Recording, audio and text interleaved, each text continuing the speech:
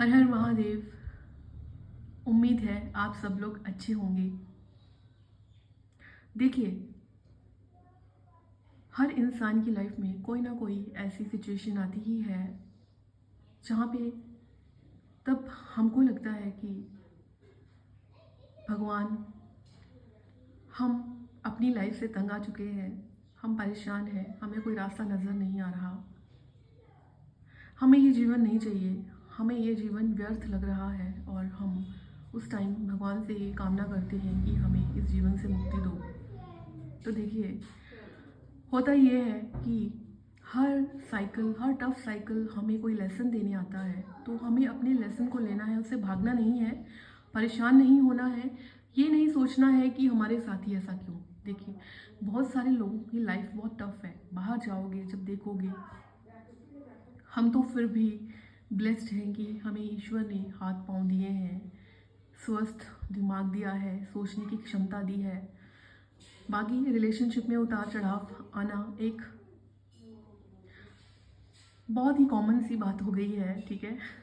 ये कोई सिर्फ एक ही इंसान के साथ नहीं हो रहा, कुछ लोग तो ऐसे भी होंगे जो बार बार रिलेशनशिप में धोखा खाते हैं और हर बार वो अपनी तरफ से 100% लेके चल रहे होते हैं, लेकिन परिस्थितियाँ उन्हें फिर वैसे ही इंसान के पल्ले बांध देती हैं।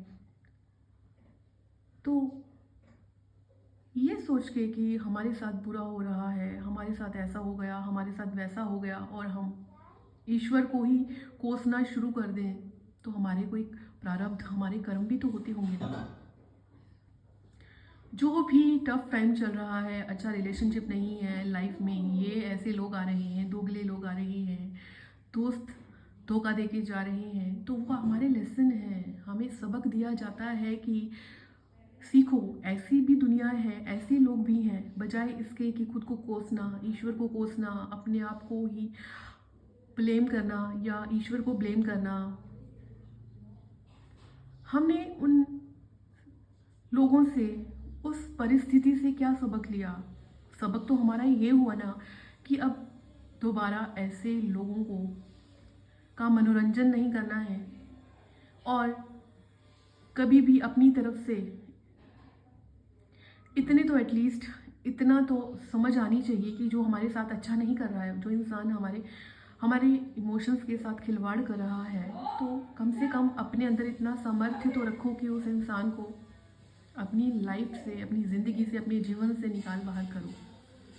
किसी से झगड़ा नहीं करना है, किसी से लड़ना नहीं है, किसी को गाली गलौज नहीं करना है, पर कम से कम हाथ जोड़ने हैं, नमस्ते करने हैं और बोलना है कि देखिए, जितना हमारा आपके साथ कर्मा था उतना तो हमने पे कर दिया, लेकिन अब हम नहीं चाहते कि आप हमारी लाइफ में और ज़्यादा रहो, ताकि आप भी सुकून से रहो और हम भी सुकून से रहें, ठीक है। कुछ लोग, कई बार जब मैं लाइव आती हूँ तो ये बोलते हैं कि क्या मेरे पार्टनर को उसका कर्मा मिलेगा, क्या उस इंसान को मेरा कर्मा। देखिए, कर्मा हमने डिसाइड नहीं करना है, उस ईश्वर ने। हो सकता है कि आज जो हमारे साथ हो रहा है वो भी हम किसी जन्म में करके आए हों, ठीक है।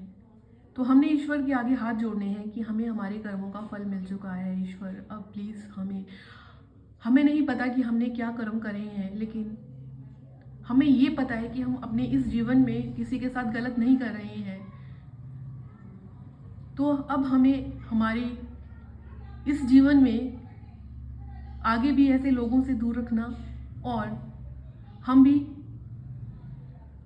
अपने कर्मों का पूरा हिसाब रखेंगे कि हम किसी को जाने अनजाने बुरा ना बोलें, और हमने जो नहीं किया है, हमें नहीं पता, शायद वो हमारा कोई पिछले जन्म का कर्म था, इसलिए हमें सज़ा मिली है, तो हम उसके लिए भी ईश्वर आपसे माफ़ी मांगते हैं, ठीक है। क्योंकि कुछ लोगों के ये भी जवाब होते हैं कि जैसे कि मैंने उनको समझाया कि हमने ब्लेम गेम नहीं करनी है, तो उनको लगा कि आप तो गलत बोल रहे हो, ये ऐसे थोड़ी ना होता है।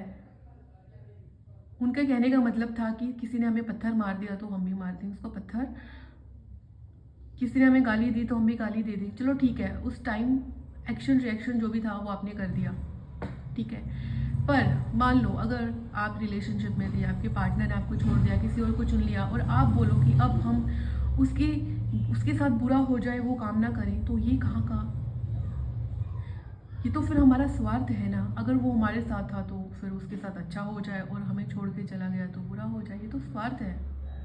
जब तक हम ये सब नहीं समझेंगे, हम उसी द्वेष भावना में रहेंगे, उसी मृग तृष्णा में रहेंगे, उसी लो एनर्जी में रहेंगे। देखिए, मेरा फ़र्ज़ या मेरी तरह और भी लोगों का फ़र्ज़ समझाना है। मानना मानना वो तो आप लोगों की मर्ज़ी है, क्योंकि ईश्वर ने दिमाग सबको दिया है, पर उस दिमाग को किस तरह से उपयोग में लाना है, वो सबकी अपनी अपनी सोच है।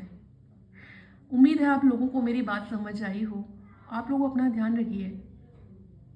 हर हर महादेव।